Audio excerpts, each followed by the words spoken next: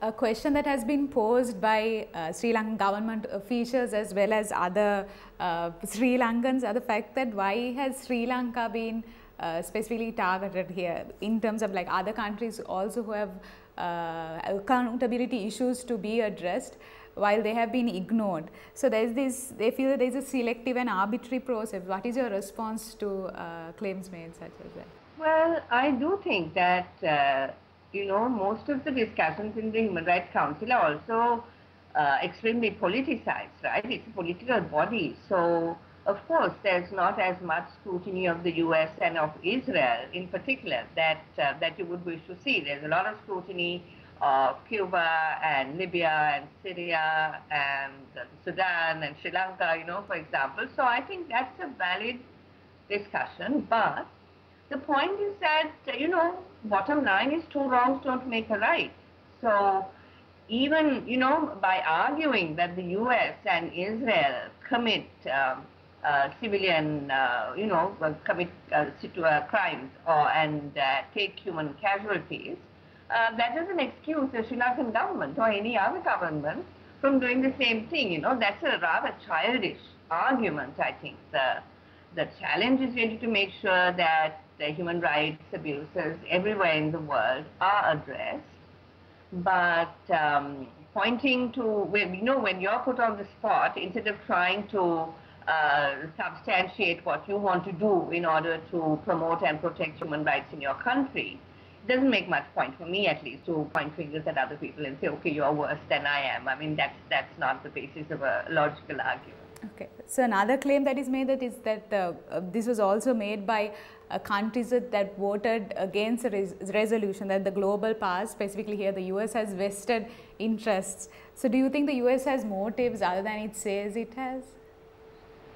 Well, Sri Lanka is a small country and increasingly a poor country, and we're dependent on foreign aid and assistance, right? So in the old flavor of the world, it used to be always about US imperialist interests in Sri Lanka. But now I think we should equally be concerned about Chinese interests in Sri Lanka and Russian interests and Indian interests. I mean, because we are a poor country, we are very vulnerable to the interference of outside states and outside agencies in our economy, in our politics. I think that's just a fact of life. We have to just live with it. Okay. So I'd like to ask you, the state media has been branding you as well as other civil society activists and journalists as traitors, and those have received dollars from the LTT diaspora, and those are betraying the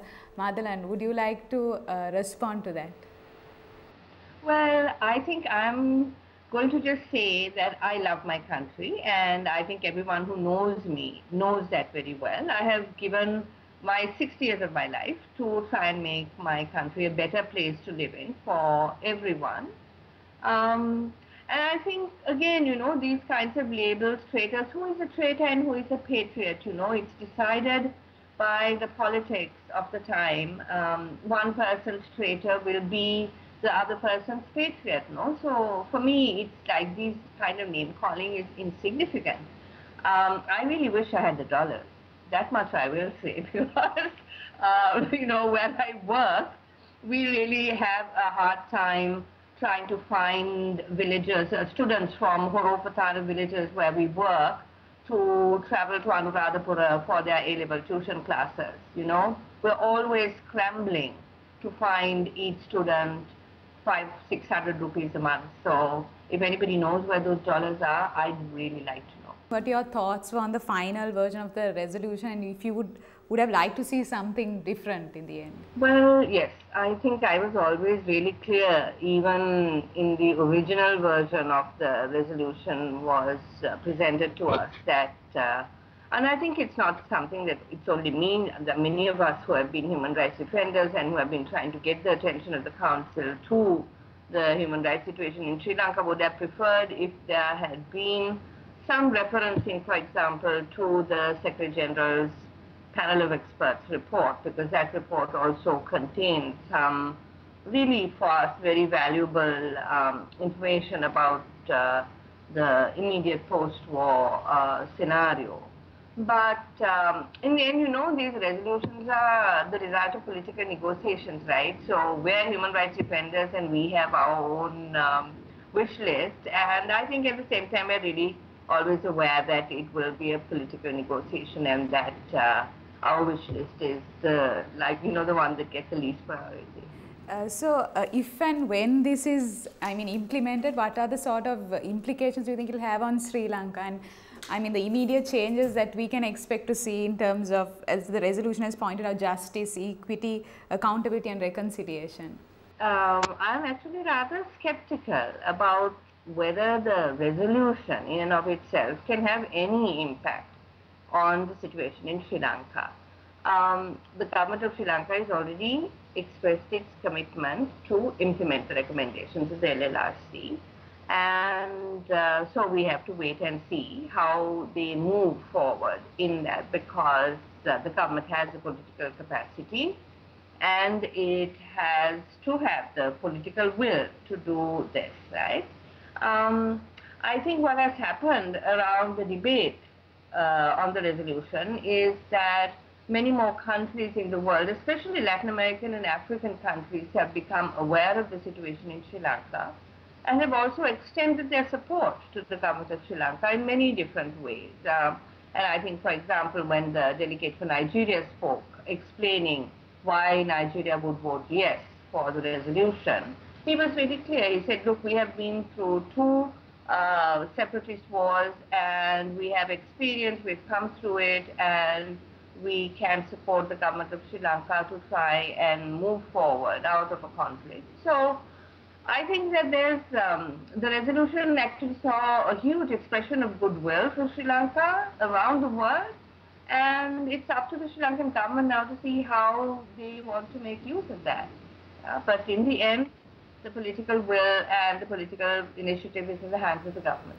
Okay, in the last, final version of the resolution, the consultation with and with the concurrence of the government of Sri Lanka, it was added that advice and technical assistance by the United Nations High Commission for Human Rights would be provided.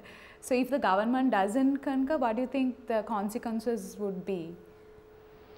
Well, in the UN system, the Office of the High Commissioner and the special procedures can only enter a country on the invitation of the government of that country, right? So actually, the words consultation and concurrence are a part of the standard procedure when there is provision of technical assistance or any other kind of assistance to a country by the Office of the High Commissioner for Human Rights. I think that that's nothing. For us, we would have really wanted to see perhaps a more firm call for the timeline. The resolution now says the government should have some kind of timeline for the implementation of the recommendations, but it doesn't set a deadline for that. And I think we would have preferred to see if there was a concrete deadline on deliverables at certain points of time. But in the end, the resolution is only an expression of the political will of the governments who are members of the Council.